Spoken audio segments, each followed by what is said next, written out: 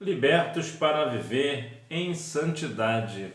Em épocas de liberdade, o que nós estamos fazendo com esta liberdade que temos? Esta é a lição número 5 da classe de jovens, separados para Deus. Texto principal, porque não nos chamou Deus para a imundícia, mas para a santificação. 1 Tessalonicenses capítulo 4, versículo 7. Resumo da lição. O cristão foi resgatado por um bom preço, o sangue de Cristo, para que viva em santidade até a vinda de Jesus Cristo. Quando se fala de resgate, quando alguém tem o desprazer de ser sequestrado, geralmente o sequestrador pede um resgate, né? Geralmente é em valores, são valores bem altos. E é exatamente essa a dinâmica parecida para que nós venhamos entender esta aula. O adversário, o pecado, nos sequestrou e agora Jesus, na cruz do Calvário, derrama o seu sangue para que nós fôssemos resgatados das mãos do pecado, das mãos de Satanás, e por isso nós somos libertos para viver em santidade. Então, que nós venhamos, para a glória do nome do Senhor, honrar a Deus, honrar ao Senhor Jesus por seu sacrifício e viver uma vida certamente de liberdade, mas uma liberdade para a santidade. É muito interessante falar sobre liberdade, porque liberdade não é somente estar solto, não é somente estar livre, é muito mais do que isso. Quem é livre, quem tem liberdade, tem direito de escolha. Eu vou te dar um exemplo. Imagina que uma pessoa, por exemplo, é viciada em um determinado tipo de jogo. Ela não vive sem jogar. Então ele é escravo do jogo, ele não pode ficar sem, porque ele é um escravo, né? Ele é dependente daquele jogo, ou de uma bebida alcoólica, ou outro tipo de vício, ou qualquer ato que você queira fazer ou pensar. Quando a pessoa é livre, ela tem o direito, ela é livre para jogar, mas pelo seu querer ela não joga. Por quê? Porque o que prevalece é a vontade da pessoa e não a vontade do vício. Não é o vício que prevalece, sim a vontade da pessoa. Porque a pessoa é liberta. Isso sim é liberdade. É quando você tem a liberdade para fazer o que você quiser e você não faz. A Bíblia diz que é comais, que é bebais, fazer tudo para a glória de Deus. Você pode fazer todas as coisas, mas nem todas as coisas te convêm. Então, quando você tem a liberdade de fazer o que você quiser e você não faz, isso sim é ser livre. Introdução. A manutenção da santidade recebida na justificação e regeneração é exigida, pois para isso o cristão foi salvo. O preço do resgate para a sua liberdade somente será eficaz enquanto viver em santidade. É verdade. O Senhor Jesus pagou o preço por nós, nos resgatou. Mas se nós não vivermos em santidade, essa nossa liberdade não será plena. Por que não será plena? Nós podemos fazer o que nós quisermos, é verdade, mas naquele grande dia padeceremos na eternidade sem Cristo. Então, o resgate de Cristo para nós, ele é eficiente, muito eficiente, completamente eficiente, ele é suficiente para nós. Mas nós não devemos apenas aceitar a Cristo como Salvador e nos distanciar dele. Não, nós devemos continuar vivendo em santidade todos os dias da nossa vida. O contexto da primeira carta de Pedro. Os destinatários da primeira carta eram pessoas, na sua maioria, estrangeiras e sem permissão para participar da vida pública, possuir terras e receber herança. Grande parte era composta de judeus da diáspora, espalhados pelo mundo, escolhidos como povo exclusivo segundo a presciência de Deus Pai. Eu não sei se você já teve a oportunidade de visitar um outro país, mas quando você vai a passeio, a dinâmica é diferente. Você vai a passeio, você faz o que você pode fazer, mas existem algumas questões que você não pode. Por exemplo, acabou recentemente a Copa do Catar, a 22ª edição da Copa do Mundo de futebol, e no Catar existem algumas regras de coisas que nós não podemos fazer lá. Inclusive, uma das coisas que deu muita polêmica foi justamente a questão da bebida alcoólica. lá, até porque de modo geral a cervejaria, né, a cerveja do mundo inteiro, de modo geral, é que patrocina futebol. Inclusive tinha uma cervejaria que estava patrocinando a Copa do Mundo, mas não podia vender cerveja no estádio. Foi algumas coisas disso ou daquilo. E por que isso? Porque lá é um outro país, é uma outra cultura. Então lá, quando nós vamos para o Catar ou qualquer outro país, nós estamos presos àquela lei, àquela situação, àquela regra imposta pelo país. Da mesma forma, quando as pessoas vêm aqui, estão sujeitas às nossas leis. Então, quando na dinâmica, quando você é de fato um estrangeiro, que você mora lá, por alguma razão você foi levado lá, você não tem direito a muitas coisas. Por quê? Porque você não é de lá. Inclusive, em alguns lugares mais que tem uma lei mais severa, a pessoa não pode nem mesmo concorrer a concursos públicos, não pode ter um cargo político, por exemplo. Ele não pode receber herança, não pode, uma infinidade de situações dependendo do país. Então eu vejo que aqui é justamente para esse povo que é destinado à carta de Pedro. Então veja que a dificuldade que se tem de estar em terra estrangeira. Nós temos muita dificuldade, até para começar pelo idioma, né? Se a pessoa não domina o idioma do país que está vivendo, já começa a complicar muito mais ainda a situação. Várias perseguições. Um povo desprezado pela sociedade, considerado como a escória. Todavia, foi esse povo que Deus escolheu para ser povo exclusivo, seu povo exclusivo. De modo geral, o cristão sempre irá ser perseguido em todos os lugares do mundo, inclusive aqui no Brasil. Entretanto, aqui no Brasil não é aquela perseguição tão severa. Aqui é muito branda até porque o Brasil, em parte, né, é tido como Estado laico. O que quer dizer laico? Quer dizer que a pessoa pode professar qualquer fé, qualquer religião. Ele é livre para expressar qualquer tipo de religião. Isso significa ser laico no modo geral. Mas era um povo completamente desprezado pela sociedade, até mesmo pela sua própria sociedade. Era um povo que tanto era perseguido tanto de forma política, religiosa e até por uma questão de lugar, de ser um estrangeiro e tantas outras coisas. São várias perseguições. E nessas perseguições, como é que nós vamos nos portar pela questão da perseguição? Será que vamos ceder à pressão da perseguição? Ou será que vamos ficar firmes, permanecermos fiéis ao nosso Senhor? Lembra lá de Daniel, que ficou firme no seu propósito? Ananias, Misael e Azarias, todos não quiseram se contaminar, não se dobraram os seus joelhos diante de outros deuses. Será que nós vamos, da mesma forma, sermos perseverantes? Não, ainda que eu morra, mas eu estarei firme no propósito de servir e adorar somente ao Senhor, independente da perseguição? Eis que é a pergunta que não quer calar. É isso que nós temos que pensar e meditar e sermos francos, sermos sinceros conosco. Será que realmente eu teria a capacidade no Senhor? Será que realmente eu tenho a sinceridade diante de Deus a ponto de morrer pela causa do Evangelho e sofrer a perseguição? Ou será que na primeira perseguição que acontece quero lá falar com o pastor e entregar o meu cartão de membro?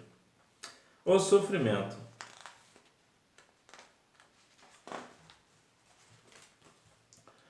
Era comum aos cristãos serem caluniados, e justamente o principal motivo para as calúnias era o estilo de vida separado da sociedade que eles tinham. É um assunto bem delicado para se tratar pela dinâmica das igrejas hoje. Eu tenho falado em algumas oportunidades aqui, e algumas igrejas que eu tenho ido, sobre a questão de nós sermos diferentes. Nós somos caluniados sim por sermos diferentes. E isso glorifica o nome do Senhor. E por quê? Porque quando você é caluniado por você ser diferente, significa dizer que você decidiu ser santo para o Senhor. Entretanto, há aqui uma questão de ser separado da sociedade que eles tinham. Aqui a dinâmica não é que a pessoa, nós cristãos somos completamente fora da sociedade. Não é isso. É que nós não pactuamos com as coisas erradas da sociedade.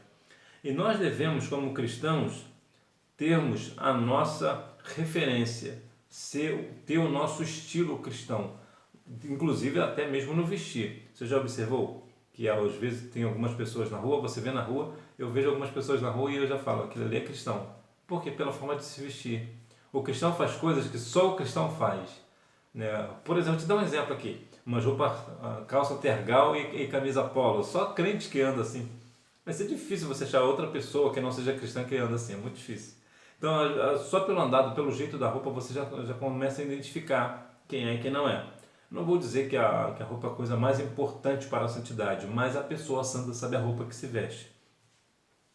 Mas nós devemos, assim como Jesus falou, né, em Mateus 5,13, que nós somos o sal da terra e a luz do mundo, nós devemos, de fato, sermos separados da sociedade no que diz respeito às coisas erradas, né, não pactuar desse tipo de situação. Né? Nós devemos, de fato, sermos contra a vontade da sociedade. Né? Veja, por exemplo, te dar um exemplo, chegando no final de ano e há aquelas festas e há muitas bebidas alcoólicas, por exemplo.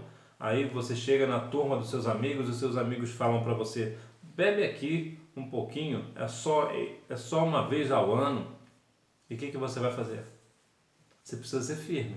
Não vou beber. Aí eles vão, claro, caçoar de você, eles vão zombar de você por conta disso, mas você precisa continuar firme no propósito de servir ao Senhor e você lembrar de Efésios 5,18, não vos embriagueis com vinho em que há contenda, mas enchei-vos do Espírito. E o vinho aqui é o sentido aqui de toda a bebida alcoólica, né? Independente dela qual seja, você não deve se embriagar, você deve se encher do Espírito Santo. E como você já é cheio do Espírito Santo, uma pessoa cheia do Espírito Santo não vai se embriagar com vinho e nem com uma outra bebida, porque quer glorificar o nome do Senhor. A santificação recebida na justificação deve ser mantida. Uma santidade que traz esperança. Após a indicação das bênçãos da salvação e o louvor prestado a Deus pela sua bondade e misericórdia em conceder sua graça, vemos os imperativos que alertam para o desenvolvimento de uma santidade contínua e progressiva, que liberta o cristão da antiga vida de escravidão do pecado. Veja que aqui nós vamos glorificar o nome do Senhor pela nossa salvação, porque Ele nos entregou essa salvação, Ele nos deu um presente que é a salvação. E nós devemos com isso viver uma vida de santidade contínua e progressiva. O que é isso? É todos os dias, contínua, continuamente, todas as vezes, todos os dias, todas as horas. E progressiva, a gente aumenta a intensidade da santidade. Hoje eu sou um pouco santo, amanhã eu serei um pouquinho mais e vou indo até chegar naquele grande dia que o Senhor Jesus virá buscar a sua igreja. Aí sim nós teremos a santificação por completa, né? Quando nós teremos o corpo glorificado. Então é importante que nós venhamos continuar glorificando a Deus por sua bondade, exaltar a sua bondade, o seu amor para conosco.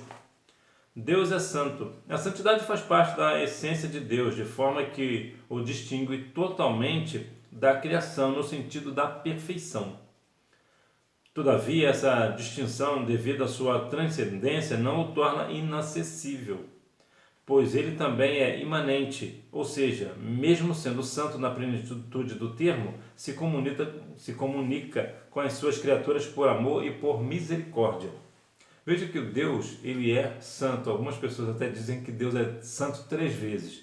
Isso não é verdade. Deus não é santo 3 vezes. Deus é santo. Isso acontece muito provavelmente devido a um texto que diz que santo, santo, santo é o Senhor dos exércitos. Mas é bom entender uma situação aqui rápida. No hebraico, e a Bíblia no Antigo Testamento ela foi escrita em hebraico e em aramaico, mas em hebraico, acontece que o hebraico, quando quer dizer algo, quer engrandecer uma qualidade, ele fala essa qualidade 3 vezes. Então, quando eles falam santo, santo, santo, quer dizer que Deus é santíssimo, Ele é muito santo. Então, eles dão ênfase. Então, a ideia de que Deus é santo 3 vezes não é certa, né? Deus é apenas santo, mas a santidade do Senhor é uma santidade plena, é uma santidade que nós não alcançamos, nós não conseguimos alcançar. Entretanto, apesar dessa santidade do Senhor, Ele ainda assim fala conosco por amor e por misericórdia. Ele tem contato conosco, Ele tem comunhão conosco, né? Nós que muitas vezes não queremos comunhão com Deus, né? Mas Deus quer sempre ter uma comunhão conosco. Nós devemos, com a santidade, né, procurar a santidade justamente para ter essa comunhão com o Senhor. Deus é o único juiz justo e imparcial. O julgamento de Deus tem a garantia da justiça plena porque será de acordo com o seu padrão de santidade. Deus conhece todas as coisas, inclusive as intenções e motivações de cada pessoa. Por isso, ele pode tomar decisões justas e imparciais. Bom, falando de justo, você sabe o que é, né? Vem de justiça, algo que é justo, é correto. Mas imparcial, o que é imparcial? Imparcial é quando alguém não tende para uma situação, né? Não é... Vou te dar um exemplo aqui. Imagina que você torça para um time de futebol e seu time de futebol joga mal e perde o jogo. Ou melhor, ele vence o jogo. O que você vai dizer se você for imparcial, se você não levar em consideração o time? Você vai dizer, o meu time jogou mal, mas ele venceu. Venceu, mas não mereceu. Por que você está falando isso? Você está sendo justo. Por que você está sendo justo? Como você conhece o seu time e sabe, você entende de futebol e sabe que ele jogou mal, então você reconhece, você pode julgar pela reta justiça e dizer que ele jogou mal e não mereceu vencer. Isso é ser imparcial. O que é ser parcial nesse sentido? É quando o seu time de futebol joga mal, vence e você diz que ele mereceu vencer. Isso é ser parcial.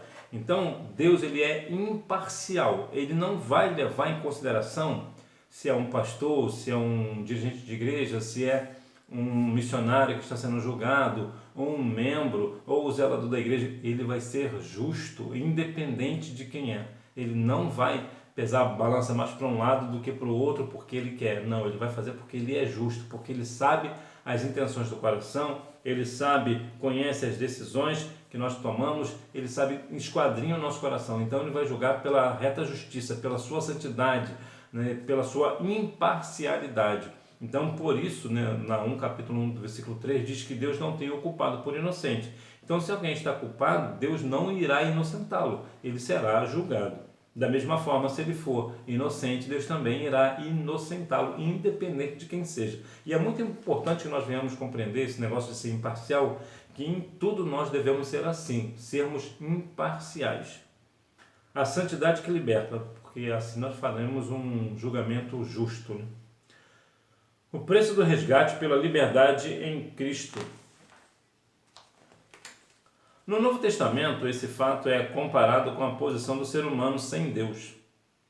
A grande novidade do Evangelho é a apresentação de Cristo como o único que teria condição de pagar pelo resgate de toda a humanidade. Não tem coisas corruptíveis, mas com seu sangue vertido na cruz. Ou seja, não foi com coisas corruptíveis. A propósito, você sabe qual é o elemento mais caro que existe? Não, não é o ouro. O ouro passa longe, longe, muito longe. O elemento mais caro que existe é a antimatéria. Uma grama da antimatéria custa cerca de 80 bilhões de dólares ou reais. Eita, agora fiquei na dúvida agora. Mas são 80 bilhões, eu vou deixar na descrição se são 80 bilhões de dólares ou em reais. É o elemento mais caro que existe. Mas isso ainda é insignificante para pagar o nosso resgate, pagar a nossa salvação. Isso é extremamente insignificante. Todo mundo pesado em ouro, né? todo o planeta pesado em antimatéria, melhor dizendo, é absolutamente nada mediante o valor que foi pago na cruz do Calvário, que foi o sangue de Jesus Cristo. Pois bem, somente Ele pôde pagar esse resgate.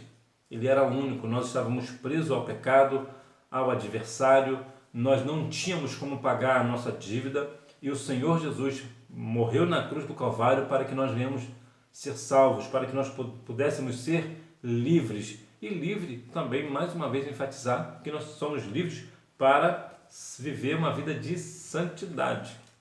É claro que muitas pessoas preferem usar essa liberdade para fazer o que querem e certamente arcar com as consequências, principalmente naquele grande dia. Mas nós estamos firmes no propósito de sermos santos diante do Senhor. O cristão é resgatado para ser livre. O cristão é redimido por meio do sacrifício de Cristo para uma vida de santidade que liberta da escravidão do pecado. Todavia, a liberdade que Cristo nos dá não é para fazermos o que quisermos, mas para viver uma vida genuinamente cristã, como parte da nova natureza. Quando nós somos transformados pelo Senhor, nós temos uma nova natureza. Nós somos pecadores redimidos. Não é que nós não cometemos pecados. Sim, cometemos pecados. Mas nós reconhecemos que somos pecadores e pedimos perdão ao Senhor por esses pecados. Quando nós entendemos que aceitamos a Cristo como Salvador, Ele deu o seu sangue na cruz do Calvário por nós, para que nós venhamos ser libertos, agora nós compreendemos que nós não devemos fazer o que quisermos. Agora, nossa vontade é a vontade de Deus. Nós temos que estar pautado pela vontade do Senhor e pelo que o Espírito Santo nos direciona. E nós devemos ter muito cuidado com este negócio para que nós não venhamos perder o foco no meio da caminhada e ir atrás de outras coisas, né? Nós devemos ser sempre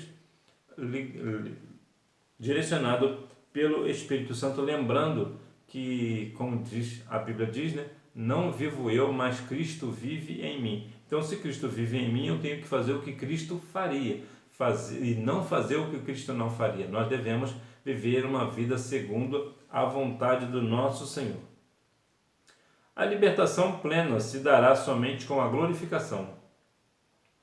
A graça tem muito a oferecer. O tempo da graça é eterno, portanto infinitamente maior do que o da escravidão do pecado e morte espiritual. A nossa vida, ela certamente terá um fim. Algumas pessoas vivem mais, outras pessoas vivem menos. Mas verdade é que quando nós estávamos escravos do pecado e também da morte espiritual, o Senhor nos deu a graça, né? E esta graça, ela é infinita, é uma graça que durará para toda a eternidade. Nós aceitamos a Cristo hoje, vivemos a nossa vida cristã diante do Senhor em santidade, recebemos a graça da salvação e gozaremos esta graça para toda a eternidade quando Jesus vier buscar a sua igreja ou quando nós partimos para a eternidade, né? Depois haverá o julgamento, o tribunal de Cristo, seremos recompensados, iremos para as bodas do Cordeiro, depois voltaremos com Cristo para acabar, aniquilar o anticristo. Aí sim, assim nós viveremos para todo sempre pela graça de Deus. Conclusão. Aprendemos que Pedro, em sua primeira carta, escreveu para pessoas que, na sua maioria, eram estrangeiras. Por isso, elas não dispunham de poder para participar da vida pública, possuir terras ou receber heranças. Todavia, sentiam alegria por participarem do sacrifício de Cristo, que pagou o resgate delas com algo mais valioso que toda a riqueza da terra. Elas foram libertas para viver em santidade, apesar do sofrimento que enfrentavam em seus dias. Então veja que são pessoas estrangeiras que viviam o sofrimento em seus dias e que não podiam receber herança da parte do homem. Entretanto, foi justamente essas pessoas que receberam a maior herança de tudo, que é a herança da salvação, é a graça da salvação. Então assim como nós também éramos estrangeiros, nós também éramos, até porque a salvação vem dos judeus, né? Ainda assim, nós fomos alcançados pela graça do Senhor por esta salvação. Nós aceitamos a Cristo como nosso único e suficiente Salvador e nós entraremos nas mansões celestiais pelas portas, porque isso é a nossa herança. Foi o que Cristo conquistou na cruz, é direito nosso, é a nossa herança e nós estaremos para toda a eternidade com este, né, que é Cristo, que nos resgatou dando o seu sangue na cruz do Calvário. Hora da revisão. Número 1. Eram pessoas, na sua maioria, estrangeiras e sem poder participar da vida pública, possuir terras e receber herança. Número 2. Eles enfrentavam 3 tipos de perseguições, pelos romanos, pelos judeus e pela própria população local. Número 3. O problema do sofrimento é o tema central da epístola. Número 4. Uma santificação progressiva e que traz esperança. Número 5. Deus é o único juiz justo e imparcial. 1 Pedro, capítulo 1, versículo 17. Que nós venhamos, assim, continuarmos libertos para viver em santidade. E libertos para viver em santidade com Cristo. Viver em santidade uns para com os outros, como diz aos Hebreus 12:14, seguir a paz com todos e a santificação, sem a qual ninguém verá o Senhor. Então nós temos que ter paz com todos, ainda que todos não tenham paz conosco, mas nós devemos ter paz com eles e seguir a santificação para que naquele grande dia nós venhamos ver o Senhor. Que Deus em Cristo continue abençoando a sua vida e que você tenha uma boa aula. Não deixe de ir à Escola Bíblica Dominical, até porque quem faz a escola é o aluno. Tchau!